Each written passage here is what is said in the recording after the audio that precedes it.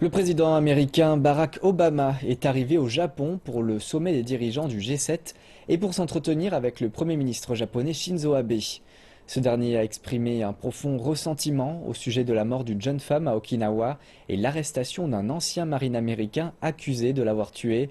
L'incident a jeté une ombre sur la visite d'Obama au Japon.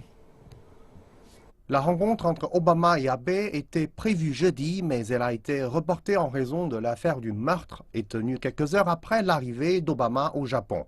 À la rencontre, Abe a protesté officiellement contre l'affaire, disant qu'il a un profond ressentiment pour ce crime égoïste et odieux. Je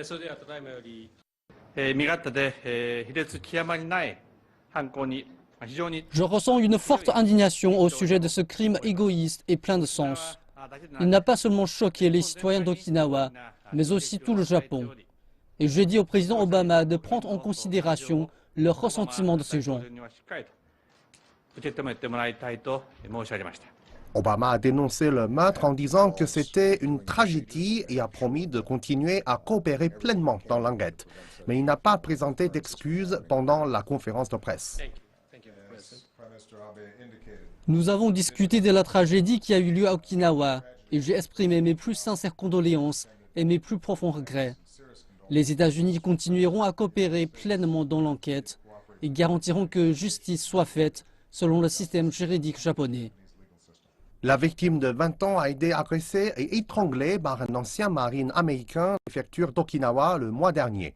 Son corps a été retrouvé dans une zone forestière.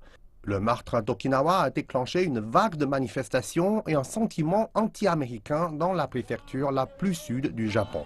Près de 4000 personnes manifestaient devant la base de Katena pour dénoncer le meurtre et demander à ce que la présence militaire américaine au Japon soit réduite. Ils demandent non seulement des excuses, mais aussi l'assurance qu'une telle chose ne se reproduise jamais.